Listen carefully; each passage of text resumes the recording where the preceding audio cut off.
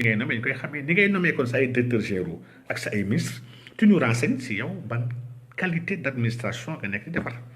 donc aujourd'hui suñu dëkk bii nii mais dëkk bu extraordinaire c'est des contradictions extraordinaires c'est une fausseté ambiante bi nga xam ne benn naaféqisme national ñëpp ne si nga lañ toog si ba pare waxante ñu dëgg te yàlla tax donc aujourd'hui lii c'est extraordinaire hein mais jar naa bàyyi xel jar naa bàyyi xel une nation mais ñun fii du ñu dara ñun man fii Sénégal les religieux ni mu demee woon temps colonial dafa mel ni actuellement ba tey noonu la demee donc y a benn link bu am entre des religieux effectivement Arona Niang Samb mu koy wax mais wallahi il a raison c'est la mafia politico-religieuse Marème Faye Karanu Fejoor yaa ngi wax lu am solo mooy beneen partie de cette mafia bi nga xam ne léegi c'est pas la mafia ni des politiciens ni des religieux mais la première dame ak ce qu'on appelle les hommes d'affaires au Sénégal et les hommes d'affaires yi nga xam ne soo leen seetloo ñuy wax des grands milliardaires depuis temps Senghor ils sont jamais contre l'État ay ñoom Agne ñoom Abdourahim Agne ñu xam ne yaa ngi dégg depuis ay années ay milliardaires la ñu di ils sont toujours du côté de l'État intérêt ñu am État mooy ko mën a régler du ñu fay impôt il ne paye pas d'impôt fii chef d'entreprise yu bëri milliardaires lu tax ni ku dem ñu ñëw yéen yaakaar lan la du question de conviction politique non am na si ñi nga xam ne du question de luubal wala question de ay dossiers ils n'ont pas de dossier contre ces gens-là mais ils sont habitués à une benn cadence de vie bi nga xam ne à être défiscalisés à bénéficier d'avantages indus à bénéficier de marchés publics yi nga xam ne marchés yooyu c'est des marchés juteux yoo xam ne état Sénégal marchés yooyu gars yi waxtaanee wuñu ko mais marchés yooyu noonu soo nekkul du côté de l'état doo ci am et ñooñu ils sont dans ñun ñooy mafia bu extraordinaire c'est eux qui bénéficient dans les coulisses nag kenn xamu leen kenn saagawu leen kenn xasu leen lu ñuy lekk suñu politiciens yi lekkuñu ko n'est-ce pas mais en dehors de ça Marème Faye bi nga wax léegi la Marème Faye Sall mais Marème Faye at Doha les Marocains là qui sont venus ici pour tabaxal ñu suñu cité de l'émergence fële à Pompier et cetera mais Marocains yooyu dañoo may $1 million la ñu may Marème Faye Sall pour mën a am marché bi dañoo soudoyer lii c'est de la corruption Fondation Servir le Sénégal dafa encaissé $1 million maanaam 655 millions de francs CFA pour mu defal leen pression Macky Sall jox leen le marché pompier immeuble yooyu pour Marocains yi tabax ko ba léegi ils n'ont pas fini pourtant ñun am nañu SICAP am nañu HLM on a des entreprises yi nga xam ne mais qui pouvaient vraiment assurer bu dee tabax ay immeuble yu viable immeuble yu baax sincèrement c'est pas une expertise qui manque au Sénégal pourquoi l'avoir externalisé jox ko ay Marocains pourquoi ngeen yaakaar Auchan ñëw am benn facilité Sénégal mais aujourd'hui li Karim Wade amoon jamono naan dafay am 20% di taxer gars yi pour mën a am dara mais aujourd'hui Marème Faye avec la Fondation Servir le Sénégal mais c'est une fondation aujourd'hui bi nga xam ne ku ci jaarul yenn facilité économique fiscale ak financière yi doo ko am Sénégal c'est une réalité et avec cet argent là moom elle contribue à continuer di corrompre sëriñ yi ak di defaraat les rapports du chef de l'État et son entourage elle joue la bonne diplomatie dëgg-dëgg c'est Marème Faye ki la Marème Faye c'est elle qui gère donc wax na ko sax ci benn interview nee na son mari est très sentimental il est vraiment dafa sentimental dafa yaru ba nga xam ne les affaires sérieuses maanaam les dossiers lourds et sérieux c'est elle qui les gère li Marème Faye moo ko wax télé ah donc pour dire que yéen Macky ne respecte pas les Sénégalais et en fait les Sénégalais est-ce qu'ils se respectent ñoom seen bopp c'est la question que j'aimerais poser n'est-ce pas est-ce que les Sénégalais ñoom se respectent Alioune Ndour mu ngi wax les Libanais ont leur part mais les Libanais sont une communauté qui sont très bien organisés ces Libanais là dañuy soudoyer tout le monde instant yi nga dafa am ay postes yoo xam ne qui sont stratégiques dans ce pays là da ngay jox exemple bu ndaw xool exemple port n'est-ce pas port doom Dakar port xam ngeen ñaata milliards dafay génne par jour mais port ay enjeux yu extraordinaire la est-ce que ni port ñoom Marème Faye dafa am ay nitam le ministre de l'économie et des finances dafa am ay nitam yoo xam ne fa lañ leen teg présidence dañ fa am ay nit yi nga xam ne wax dëgg yàlla saa yi ba ci sëriñ si dañ fa am ay nit yoo xam ne ku leen ay laalaaki lañ kenn mënu leen fa jëlee bu ñu nommee DG bu bees sax mënul gommer yenn directeur yi ci service yi parce que service yooyu c'est des milliards yoo xam ne ñooñu seen ay addiya suy dem seeti sëriñ yi mais c'est des milliards chaque année et pourtant ñi ñuy woowee ñun ay kilifa diine ñu ngi nangu di encaisser xaalis boo xam ne kii sama taalibe bi liggéeyul xaalis bi moomu ko alalu mbooloo la te pourtant alxuraan dafa wax ne ar riba dafa aram, n'est-ce pas, dafa aram. Donc pour dire que ñun ah doy na waar rek doy na waar l'administration aujourd'hui man dama jàpp ne les régies financières l'enseignement la santé dañ ko war a seetluwaat la santé nañu wax si la santé mais yéen xam nga ne dans nos hôpitaux publics tous les grands docteurs spécialistes qui sont là-bas dañuy am xam bu yàgg ba dañ doon amaale dañ doon dem dans le service privé bu yàgg ba da ngay ñëw seet si un docteur mun la waaw ñu ngi actuellement nii mai le 5 mai mu jox la beneen rendez-vous octobre le 8 octobre xam nga ni yow soo feebaree di waaj a dee wax dëgg yàlla nag xalaatoo le 5 mai nga war a xaar ba 8 octobre pour ñëwaat rendez-vous public bu yàgg ba ñoom lañ doon dem di agir si yenn clinique privée su la ne ah man fii aw ma jot maa ngi fii waaye nag soo yàqamtee ma nga ma fekk clinique suba maa ngi clinique nangam bu yàgg ba loolu moo amoon dans la santé n'est-ce pas ah kii moom sama sëriñ la woon ziar sëñ Issa maa ngi lay ziar bu baax sëñ Soxay bu Mbàkke ak kii moom kilifa gu tedd macha allah sëñ bi maa ngi lay ziar bu wér waaye di la béggee bu baax a baax n'est-ce pas donc médecin bi na la suba maa ngi tel clinique boo ñëwee ba nga wax fekk mu après naa la xool bu yàgg ba c'était comme ça léegi yow da ngay opté jéem a lijjanti xaalis xam ne soo amul xaalis da ngay gaaw a dee dëkk bi moom dem na tuuti sa tuuti ku amul xaalis soo feebaree da ngay dee ku amul xaalis ay doom du ñu jàng du ñu am diplôme yu sori du ñu am ay raay yu sori ku amul xaalis doo am benn bien-être si dëkk bi mais léegi lu gën a grave médecins yi dematuñu si ay clinique léegi à l'hôpital ci biir hôpital la ñu nekk di utiliser comment dirais-je di utiliser locaux hôpital lampe hôpital nga xam ne suñu lampe ñun c'est le public ñoo koy fay suñu xaalis la si suñu ay impôt la lampe hôpital table hôpital matériel hôpital mais midi lay arrêté midi ba 1h soo bëggee je suis dans mon privé soo bëggee ma consulter da ngay fay sama secrétaire 20 000 wala 30 000 ma consulter la à mon bureau ci biir hôpital bi maanaam les consultations privées secrétaire moo lay woo ne la ah merci docteur de wàcc na instant yi pare na day ñibbi waaye soo bëggee nag mu defal la consultation privée maanaam boo bëggee nga dugg léegi mais rek may versé man 20 000 nga dugg mu xool la et docteur day jël ay 10 personnes consultation privée par jour à l'hôpital bi nga xam ne ñun ñoo ko moom suñu budget ñu ko tabaxee dañoo lepp tabax ko ñuy dagg suñu impôt pour fay ñi fa nekk c'est pas Cheikh Sadio bu nga naan lii def ko lii il l'a vécu effectivement mais lii c'est extrêmement grave donc léegi wax leen ma léegi ban secteur ci administration sénégalaise récemment vous avez vu des militaires qui étaient allés braquer des militaires yu dem di braquer ji n'est-ce pas on a vu que agresseurs yu bëri su soo demee booru Thiaroye booru Kër Massar booru Guédiawaye mais foofu agresseurs yu bëri à 60% c'est des anciens militaires on les a formés à des techniques de combat formé leen ci dóorante ci rayaate ba pare libéré leen bàyyi dans la nature ñuy dox seen soxla déjà ce qui n'est pas intelligent mais ñun lii yëpp devant tout cela quelles sont les solutions dëkk bii fan la jëm dëkk bi ça ne va pas de dafa nuruwul sax luy xeeñ lu neex su ma gisee gars yi ma temps yi sincèrement dama xool gis ni nuruwul lu xeeñ lu neex soxna Aïcha moo nekkoon dermatologique docteur Ndiaye Dantec boobu si dem naa fa ak sama benn xarit man seet fa un docteur bi xam peut-être du ma tudd turam du ma ko weer si biir mbooloo bi mais kooku daf ñu laaj ñun consultation privée ci biir hôpital bi à Dantec n'est-ce pas et bu yàgg ba Dantec c'était une référence parce que c'était des professeurs yu ñoo fa nekkoon des professeurs ñu jàng Dantec ak Fann mais instant c'est les plus mauvaises hôpitaux yu nekk vraiment la gestion est très mauvaise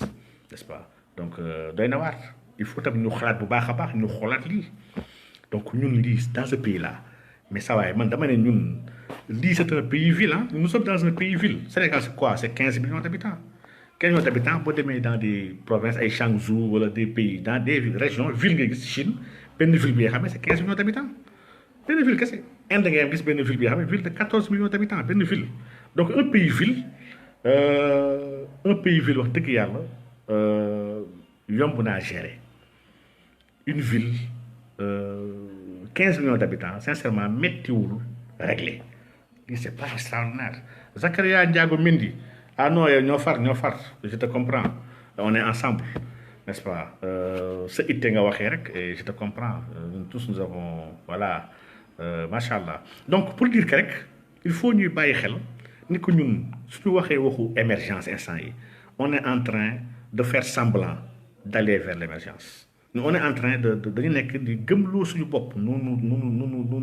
voilà nous sommes en train de nous amuser en parlant d'émergence. Quand on parle d'émergence, c'est d'abord la sécurité.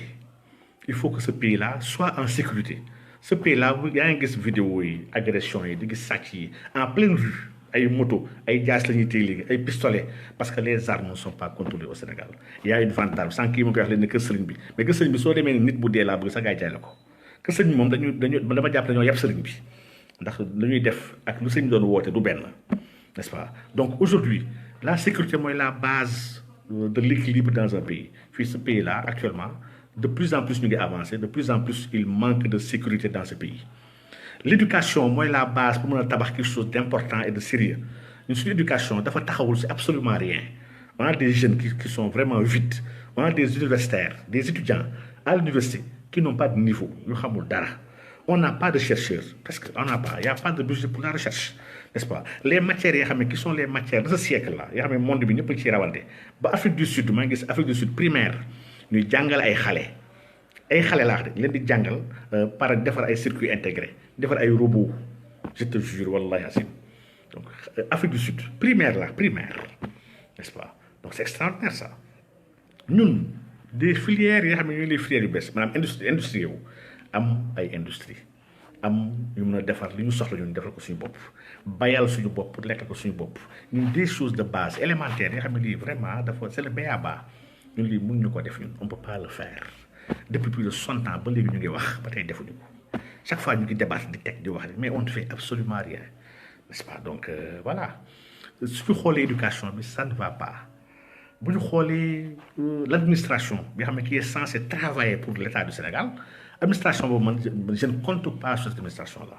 parce que à majorité c'est des gens yoo xam ne vraiment dama jàpp sax ni benn genre li sax benn genre super crème benn corporation yi bëgg créer ci biir dëkk bi bëgg gëmloo gars yi ne les énarques te loolu wax dëgg yàlla je n'y crois pas, n'est-ce pas? L'administration doit être dañ ko war a repenser, elle doit surtout être dépolitisée, n'est-ce pas? Rawzi Diouf Rawzi maa ngi lay ziar bu baax a baax, n'est-ce pas? C'est un foutoir politico, tu as raison, c'est un foutoir politico-politicien.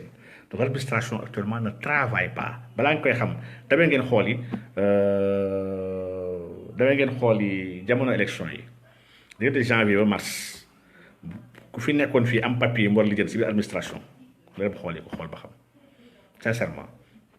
de sa papier du gaaw a génn ba instant bi ak yow nga xam ne ñu ngi nekk di wàccee di nommé instant conseil des ministres yi fii ba mai bi di jeex dañ nar a wàccee parce que gars yi première vague bi rek ñoo wàcce gu maanaam ñi gën a truand yi, n'est-ce pas? ñoom Diawo ñoom Siré Dia nga xam ne ñoom Abdou Cheikh Oumar Anne ñii mooy première vague yoo xam ne dañ leen a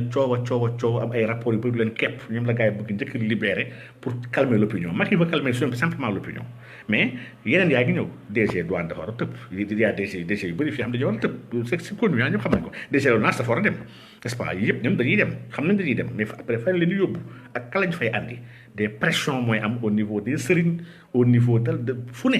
la pression yi di jóge pour ñu la nommer ma sama waa ji la ñu war a nommer, n'est-ce pas? Donc quand on est dans un pays comme ça on doit se poser des questions, sincèrement. Et questions yi wax dëgg yàlla man dama jàpp ne wala si bokk nag solution yi war a andi yu war a jàpp ni buñ ko defoon mën na tax mu soppi. Arona mu ngi wax léegi leader patriote yi est-ce que xam ngeen ni ñi am licence bu CNG maanaam ñu sax fédération lutte Sénégal xam ngeen ñaata mbër fa am nombre de mbër Sénégal moo ëpp nombre de chercheurs au Sénégal fii les chercheurs. Nombre de docteurs yi nekk Sénégal yoo xam ne ils ont des docteurs des agrégés des ingénieurs su leen boolee nombre de lutte moo leen ëppale lutteurs yi ñoo leen ëpp Sénégal loolu ça traduit bu baax a baax Sénégal fan la taxaw ngeen mën a comprendre ni parce que à la presse vous voyez des journalistes yi xam ne man damay xool journalistes yi dama commencé sax léegi man dama seetaanuma gars yi maa ngi waxee passé Ababacar mu may retaan mu ne ko man sama xol bi temps yi dama koy neexal temps yi damay dund lu neex parce que seetaantuma actualité Sénégal temps yi damay seetaan dessin animé nga xam ne dafay neex y a de la joie y a de l'harmonie kenn du dee et puis foo ak kaf ak ree moo fa am dessin animé yi daal dafay neexal sa xol may la nga gudd fan parce que sooy xool ce qui se passe dans ce pays di ko suivre au jour le jour vraiment tu es déçu. tu es choqué et tu es meurtri, n'est-ce pas? Donc bokk na si nag pour man première réforme ñu war a am te duma taay di ko wax on peut pas wax waxu développement bu sérieux bu conscient ba pare sans pour autant parler de l'éducation. Donc l'éducation mooy la base assise bi ñu war a njëkk am assise éducation la. Yakuza waaw nombre rappeurs yi moom instant yi xamatu woon nombre rappeurs yi mais xam naa ne rappeurs yi bëri nañu lool sax les rappeurs sax temps rappeurs sax am nañu njëriñ rappeurs yi ñoom dañuy yeete di wax lu am solo di voilà di yee gars yi mais yow mbalaxkat yi nag ak poojkat yi gars yi pooj gars yu ñàkk fayda yi nekk si dëkk bi mais ñooñu li ñu war a njëkk wax n'est-ce pas? Donc éducation pour moi c'est la base quoi. Il nous faut réformer l'éducation, réformer les années d'éducation d'abord. Il nous faut revoir ce programme. Nous avons au Sénégal en partenariat éducation avec Canada, n'est-ce pas? Canada nga xam ne flibusterie Canada damañ xooli éducation Canada mais Canada war a defar ay manuel di propose Sénégal ne ko li laa bëgg a jàngal lii moom waroo ko jàngal lii baaxul. Il faut détruire les stéréotypes lii mooy la phrase culte ci programme mondial de l'éducation maanaam les phrases que dañ ko war a daj c'est-à-dire que c'est pas normal qu'on parle de jigéen ne jigéen dafay boot doom c'est pas normal alors que ñun suñu tradition suñu culture c'est totalement normal c'est pas un stéréotype loolu stéréotype lii c'est une réalité et on en est fier suñu jigéen dañuy boot. Donc l'éducation vise à créer une société occidentaliste et oxydée chez nous maanaam dañoo bëgg changer suñu xale yi dañoo bëgg soppi def leen ay tubaab seen ay mode de réflexion. Et là, on va y arriver en mettant en combat l'homme et la femme. Pourtant, nous sommes dîner. Nous, l'homme et la femme, nous sommes en conflit. Alors, quand ça va faire, khalaqa zakara wal unsa inna sa'yuhum la shatta. Dama saako góor ak jigéen seen ay ñu leen bindee dafa puute mais ils sont complémentaires. Nous ne sommes pas dans une démarche de compétition. Et quand ça on va mettre en compétition l'homme et la femme, moo andi les dérives yu am actuellement dans le monde occidental. N'est-ce pas? La famille a été éclatée, amatul papa amatul yaay léegi sax on parle plus léegi de paternalité wala de maternité, on parle de parentalité, voilà, on parle de parents kese, parent 1 parent 2 pour ne pas dire papa ak yaay. Gars yi ils vont transférer avec la procréation médicalement assistée. Maa ngi gis benn entreprise suédoise bi nga xam ne c'est une banque de sperme instant yi mooy numéro 1 mondial nee na instant yi ils ont plus de 2 millions de sperme de spécimens yu ñu am. xam jigéen mën na ñëw commander sperme ne man dama bëgg doom bu góor doom laa bëgg dama bëgg nag papa ji na am tel trait dama bëgg mu nekk latino dama bëgg mu nekk africain élancé 1m80 1m nangam joxe ay poids yëpp gars yi jaay ko sperme pour mu dem ak son médecin xool ndax day def une gestion pour autrui ñuy wax GPA fay kenn ku jigéen mu nekk une mère porteuse wala ñu koy inséminer moom mu xaar ba bu nekk jamono bu nekk en n'est-ce pas en période de fécondité gars yi dóor ko donc pour dire que les jigéen yi vous pouvez vivre sans les hommes, n'est-ce pas? Série yi ngeen gis ni ay maîtresses d'un homme marié on alimente rek l'animosité ak la haine entre l'homme et la femme. nga gis ay jigéen yi xam ne man je vois sur Facebook et loolu sur censure grave sur Facebook nga gis ay groupes yi nga xam ne c'est des groupes de femmes yoo xam ne jigéen ñi kese ñoo bokk ay groupe amul benn góor bu fay dugg pour toog di waxtaanee affaire jigéen ak haine te c'est des lesbiennes yu bëri ñoo fa nekk des activistes yi nga xam ne bëgg taal la société en détruisant la famille moom la ñu am comme mission maanaam détruire la famille, n'est-ce pas? dafa jara bàyyi xel jar na bàyyi xel l'éducation dañu si war a xoolaat déjà man lu ñuy jàng 13 ans 6e ndaare ba terminal man dama jàpp ne c'est pas normal, n'est-ce pas? C'est pas normal. Ma jóg li wax dëgg la mënuñu développer ñun sans prendre en charge ñun suñu histoire suñu culture ak suñu réalité ñett yi c'est fondamental bu ñu bëggee waxu développement on peut pas les ignorer, n'est-ce pas? jàng 13 ans xale bi nekk màgget su ñëw am bac sonn am envie pare gaaw li jàng dem liggéey am xaalis mais lii dans beaucoup de pays c'est en 9 ans la ko gars yi def 9 ans. Statistiques yi Abdoul Diallo ils disent que les mariages au Sénégal 71% des femmes des couples dañuy divorcer avant 10 ans. C'est-à-dire que sur 100 mariages bu jël 71 yi dañuy divorcer avant 10 ans. C'est une crise profonde bi nga xam ne qui touche la famille mais lan lañ ciy xalaat maanaam seen daara yi kilifa yi les sages les anciens yëpp voilà les jeunes ñëpp mais qu'est-ce qu'on ban xaar la ñu war a am lii c'est des panels qu'on doit organiser dans ce pays pour réfléchir sur ça, n'est-ce pas? On doit réfléchir parce que lii nii c'est un fait social bi nga xam ne dafa am ay incidences yu extraordinaires sur des parents sur des couples yi nga xam ne dañ nar a yar seul seen ay doom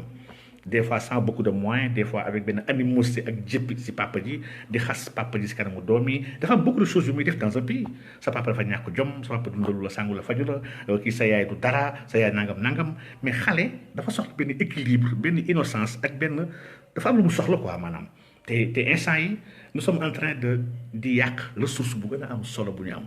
ressource bu ëpp solo bu ñu am c'est pas le pétrole je suis désolé c'est pas le pétrole mooy ressource bu gën a am solo si dëkk bi c'est pas le gaz c'est pas l'or n'est-ce pas c'est pas la mer c'est pas 600 kilomètres yi gars yi di wax ne de poisson nag de yebooy non ce sont les hommes ce sont les ressources humaines nit mooy ressource bu gën a ngand bu ñu am ci dëkk bi nit kooku ñu war a jëkk xool ñu ko régler ñu ko defaree nit buñ ko yarul moom ak bàyyi ma ñoo yem il faut ñu xool ñu yaree suñu xale yi pourquoi pas am n'est-ce pas am comment dirais-je un service militaire bi nga xam ne bu sérieux pour tout le monde n'est-ce pas imam nga baal ma mais vous tous vous aviez Sonko était la solution mais jàpp leen si mais Sonko ñun du suñu solution ñun suñu solution nekkul benn nit Sonko ñun du suñu solution mënul nekk benn nit suñu solution Sénégal bi la Sénégal bi yëpp mooy suñu solution ñun solution bi ñun ñii ñëpp la ñun gisuñu benn nit bu am prééminence ci kaw yeneen nit yi ñu am nit ñi nga xam ne suñu solution la quand même nag nous reconnaissons lu bëri man dama jàpp ci Sonko ñi ma xam ñëpp xam ne man j'ai voté Sonko même bu dee le vote est personnel c'est vrai que warul moo ko sax wax fii mais man j'ai voté pour Sonko parce que je me reconnais à travers son programme moom laa gis li mu wax daf ma amal solo ma voté pour Pastef n'est-ce pas pour cette coalition là Sonko président donc voilà su dul woon coalition peut-être mun naa am naru mun voté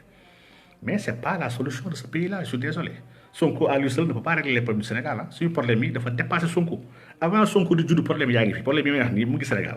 te Sonko bu fi jógee soo sàgganee mu kon ne fi nekk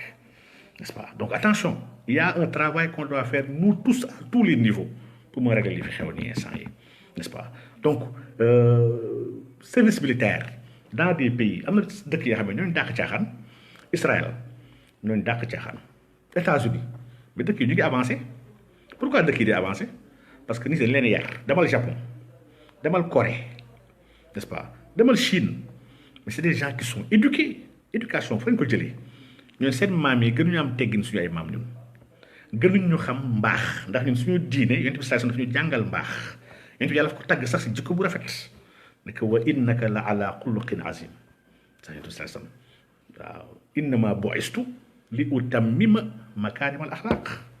n'est-ce pas nee na dañ maa yebal que pour ma mottali jikko yu tedd yi n'est-ce pas doy na waar kon ñun war nañu xaar bu baax a baax suñu éducation et c'est la Banque mondiale nous impose des programmes waaw c'est grave Momar Fall c'est très grave la Banque mondiale dafa am vision c'est une vision unilatérale libérale ultralibérale moom ak FMI yëpp c'est des armes de l'État États-Unis le arme Dajjal la ñuy wax empire Dajjal loo xam naa Dajjal moom suñu live bi si biir koor gi on va continuer inshallah suñu live bi Dajjal yi mais Dajjal c'est un système bi nga xam ne am na armem avec l'OTAN am na finance am mais service militaire dafa war a nekk li nga xam ne mais lu obligatoire da war a nekk ñu jël xale yëpp suñu xale yëpp yóbbu leen tàggat leen ci lan mooy valeur lan mooy jom lan mooy ngor lan mooy wax dëgg lan mooy bëgg liggéey ak lan mooy le culte du travail li ñu ko war a yar suñu ay xale dañu si war a yar su leen ci yarul kese on va avoir des boys yi nga xam ne fi ñu nekk di raas li ñuy wax di raas gin waaw di raas gin di nu ñu koy wax sax di woyaa sax je ne sais pas seen woyu bees yi nga xam ne je vois des garçons ñoo koy def léegi pas des filles ay garçons n'est-ce pas mais on doit le faire Israël actuellement dëkk la bi nga xam ne tous les ñëpp ils ont été formés militairement dëgër nañu am nañu loyauté am nañu gëm-gëm ci seen dëkk patriotisme boobu dañ koy inculquer ay xale seen jàng ak seen service militaire mais yemul ci loolu aujourd'hui damay xool instant yi autosuffisance alimentaire Sénégal ñu bañ koy coow ba tey depuis le premier plan bu Senghor 63 mais ñu ngi wax autosuffisance te ba léegi on n'y arrive pas Macky Sall si amoon na programme avec son PSE parce que PSE bi 3 niveaux la le premier niveau mooy transformation structurelle de l'économie te si foofu noonu la inscrire moom dañu war a amee suñu ceeb autosuffisance en 2017 il ne l'a pas fait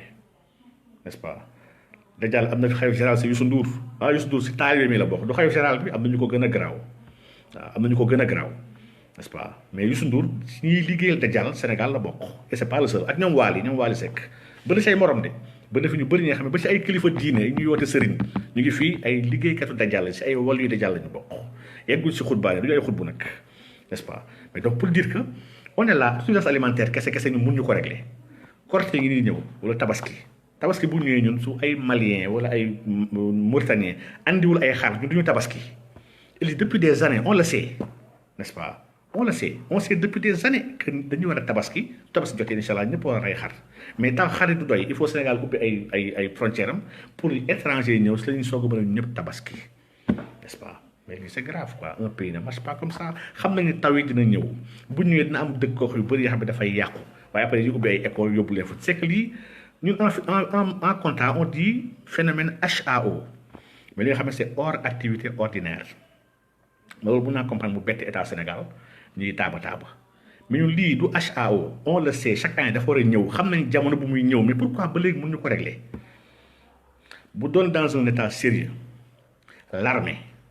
suñu góob yi nekk si caverne di nelaw di lekk ay yàpp ba suur tëdd njaax di wéy di konkon li ñu wax ay ndel ñuy daw ci tali yi di dof fii ñoom ñu njëkk réquisitionné leen dem leen ngeen bàyyil ñu ngeen réglé ñu ngeen dimbal espace Sénégal fleuve bi yëpp bàyyil ko ci du yem si ñooñu ñu jël prisonniers yi ñu jàpp di engraissé leen jox ñu lekk subaak ngoon gu dégg bëccëg sans les utiliser ñu génnee prison yi déjà de la capitale Dakar yóbbu ko si àll ba pare ñu def ay travaux forcés ñuy liggéey au moins li ñuy lekk ñoom ñoo ko war a bàyyil seen bopp ba pare liggéeyalaale askan bi nga xam ne dañ leen tooñ maanaam bay bi ay gas Sénégal warul dekk di fay ay manœuvre pour ñuy gas pour def ay tali te ñoom ay prisonniers il faut tam ñu sérieux quoi dans un pays dafa war a am leen li nga xam dafa war a am benn règle dafa war a am benn rigueur bi nga xam ne si base mooy nekk la base de travail bi nga xam ne lépp après dafay ñëw n'est-ce pas mais lii c'est des minimums li nga lord nee na gars yi c'est un pays de farceurs mais man lii lord est-ce que sax pays la sax léegi man lii jàppeetuma ko pays de ah oui Arona gouverner c'est prévoir mooy première chose si gouverner n'est-ce pas mais ñun vraiment donc l'administration aujourd'hui man ça me pose problème on a des officiers de l'armée mu ñëw encore si armée on a des officiers de l'armée qui sont là qui ont été formés dans des écoles militaires françaises ces officiers-là collaborent au terme de seen ay cycle alumni xaw ma seen cycle des anciens de ces écoles-là ils collaborent avec des informations stratégiques du Sénégal yi nga xam ne ñu koy jox ay dëkk yu mel ni France n'est-ce pas ñun nous sommes sous haute surveillance chez nous fii Sénégal fii rek Sénégal chaque fois mu ne gars yi Macky Sall puce orange la am numéro orange la amul sax puce Tigo gars yi ne am na ñu wax ne am na Tigo mais Tigo puce am orange la depuis bi nekk ministre daa une puce orange n'est-ce pas Macky Sall depuis bi nekk ministre compte am c'est un compte Hotmail ak xanaa beneen compte Gmail xaw ma nag yeneen compte yu mu am temps yu bees en termes d'information stratégique c'est grave suñu ministres yi man ministres yu bëri xam naa ne ministres yu bëri fi Sénégal ak de très grands professeurs yi nga xam ne mais portable orange la ñu am tout comme moi man tam orange la am n'est-ce pas c'est-à-dire kon ñun ñiy gérer suñu dëkk maanaam ñi nga xam ne ñooy ministres yi ak DG yi ak président ñoom ñëpp seen ay information maanaam seen ay waxtaan seen ay message seen ay appel ak yëpp France mu ngi koy utiliser à travers entreprise bi moom muy orange n'est-ce pas entreprise moom mu ngi koy utiliser di ko exploiter di xam qu'est-ce qui se prépare qu'est-ce qui se trame fa la ñu war a taxaw fa la ñu war a dem parce que ñun on nous anticipe n'est-ce pas suñu ay mail suñu ay ministre bu ñuy bindalante suñu ay ministre ak suñu président ak yëpp mais c'est des informations yi nga xam ne qui transit dafay génn pour dem si ay serveurs hors Sénégal dans des si ay exploitants ay yahoo yëpp yi nga xam ne ñu ngi hors ay États-Unis fu ne fa ñu koy jëlee ba pare soog ko envoyé destinataire bi mu ñëwaat fii Sénégal c'est-à-dire que du direct de day dem ci fenn hors Sénégal ba pare ñëwaat biir Sénégal kooku dafa am information yu Sénégal maanaam dirigeant Sénégal yëpp lu ñuy doxal n'est-ce pas développement dafa am ay règles du ay tâtonner du faux quoi du ay faux du caaxaan de te dafa am ay bases yoo te pourtant ñun am nañu possibilité am benn réseau interne bi xam si loolu ça n'a même pas coûté 10 milliards bi xam ne tous les grands élus du Sénégal c'est ay communication seen ay téléphone ak yëpp n'est-ce pas waaw doy na waar waaw doy na waar trop yéeme na lool yéeme na lool laaj Sayer ani Cheikh Sadibou où est le grand Cheikh Sadibou Ibou Koumba Cheikh Sadibou yow ñëwal fii yow daa acca waxal tur rek bul wax tur ñëwal fii après Arona dugg le temps suba moom Cheikh Sadibou dafa war a suba si live la bokk moom suba suñu live bi incha allah Arona moo koy coordonné foog naa 22h la Arona wax c'est pour mu gën a teel daal donc Cheikh Sadibou si la bokk yaa voilà macha allah yàlla na yàlla def si tawfiix incha allah mu nekk njariñ ñeel ñëpp ci barke yonent bi sallallahu alayhi wa sallam yéen ani Cheikh Sadibou